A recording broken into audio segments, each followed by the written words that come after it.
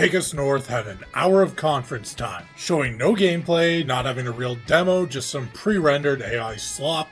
What's the over-under on this game not even being real? Activists, would you kindly go sit on a cactus? Maybe your coyote friends could find you one, that they don't have occupied with the delinquent traffickee, of course. You are a lot less intelligent than you are. When gamers watch you pull this, the only thing you accomplish is galvanizing normally uninteresting gamers against you. And now gamers associate toxic losers like you with whatever socio-political slop you are trying to sell. Surely you're totes legit charity where 90% of the funds never end up in the hands of the people being helped, but the leadership all mysteriously got shiny new cars and homes is gonna accomplish much. Games can be political. Trying to force them all to be was the mistake, and a bigger mistake when you do politics inappropriate for the game's setting. Dragon Age Veilguard being given a West Coast elitist city code of character personality and subplots utterly ruined one of the greatest dark fantasy game series of all time. While Final Fantasy Tactics was highly political, but fit the time, setting, feel of a medieval fantasy, it felt like politics of its era, not politics through the narrow lens of brainwashed college elitists. Game of Thrones went mainstream, a famous fantasy series of the modern era, by capturing a brutal, unfriendly, medieval era.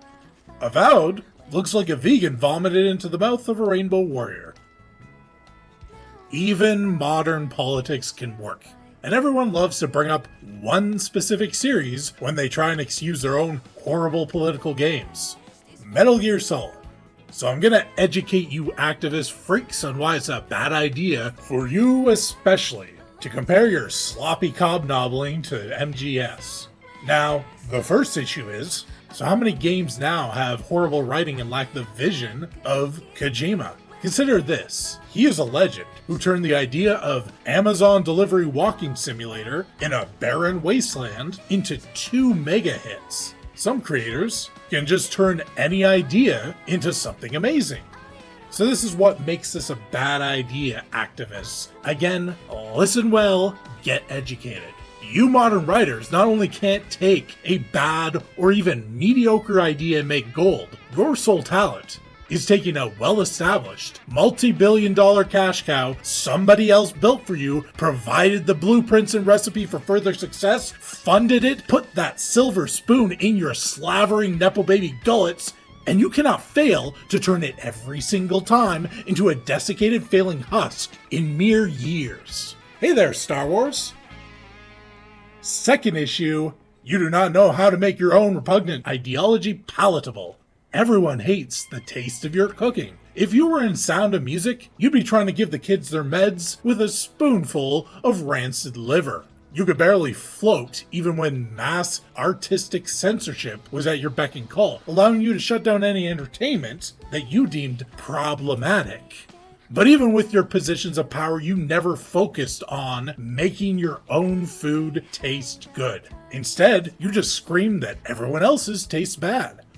You must have realized you never could make a good product and assumed you could drag your opponents down to your level by calling everyone else a bigot, racist, phobe, fascist, you know, all the words that they love to use at random, interchangeable. This is why you're scrambling to Visa and MasterCard right now, begging them to ban and censor indie and AA studios, manga, content creators, and for the elites, your friends, the establishment, to be promoted to the top to get preferential treatment.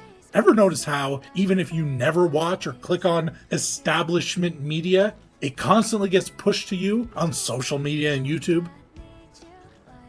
Activists cannot succeed on merit and skill. They love authoritarianism because they need every system bent to their whim, and they grew used to this crutch, so they never focused or built up talent. They thought they could be force-feeding the audience their politics forever, and the result is they cannot tell a clever story that influences people's beliefs. Metal Gear Solid, like James Bond, is fantastical and with an idealized version of major political tensions. In Bond's case, the Cold War. In Metal Gear Solid, also sort of the Cold War, but more the military-industrial complex. Thing is, people will always say, this political game worked, but they don't understand why. They won't mention that the military-industrial complex is something pretty much everyone hates. It's not really a divisive issue. Most people hate the flesh grinder and money black hole of forever wars, cultivated to cull the youth population, and the wealth building of profiteers.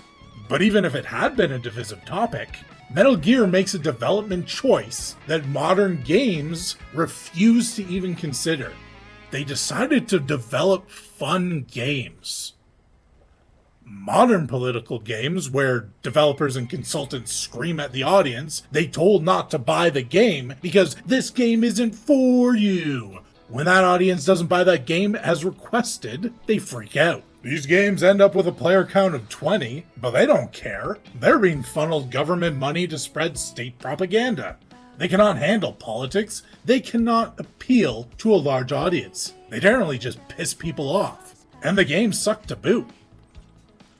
At least Take Us North isn't leeching off of a popular IP like Dragon Age Veilguard. But why is it at a games conference when that space could go to, oh, I don't know, a developer that's making a video game? Developers, you misunderstand your audience. You need to win us gamers over if you want us amenable to your messaging. Gamers spend all our time fighting corrupt kingdoms, subversive media, evil corporations, commie governments. Gamers are repeatedly pushed to be the most anti-establishment people on the planet. Activists, you are funded by governments, propped up by corporations, your speech promoted and defended by social media Goliaths. You have the backing of slimy games award show nobility. You're the elites. You are the establishment. But hey, I just want some good games. So even though I recognize your internalized establishmentarianism, I am a gentle soul. I will give you some winning advice. Trick us. If you want to convince us and brainwash us with your repugnant ideology and propaganda, spin us a tale so engaging we forget the man behind the curtain. You want us to be moved to action by your storytelling? Learn how to write a story we'll sing praises of. You want us enthralled? Learn how to develop a game we cannot put down. It's that simple. What I'm saying is, activist developers out there, you can make a thinly veiled advertisement for whichever cause you've been programmed to care about today. Just make the game part first. Gamers have simple needs. Hey, here's a freebie on me. Maybe stop saying you hate men. That's a good portion of your audience. Stop calling beautiful women problematic while protecting the uglies that look like you so you can identify with and see yourself in them. Major self-burn, by the way. You'll find you can appeal to more people while being, well, appealing to more people.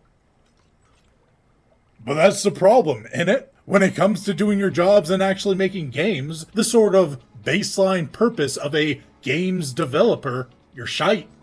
Even with a stable base of an established franchise, the capitalist backing of huge corporations, the promotion of the politicians who own you, and a games industry that is terrified of angering you, you have every privilege, you have the winning hand, you just don't know how to play it.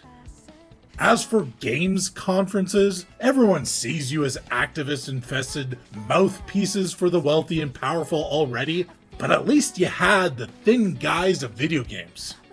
If you're gonna completely drop the facade and just have straight up political conferences at these things, just become a political fair. Why not have your games conference without the games? I'm sure most of you would like that a lot more. It's pretty clear the games part is the sticking point of contention between developers and the games audience. Gamers want good games. AAA developers seem to not want to make any games at all. That's kind of a problem that these two sides just can't reconcile on.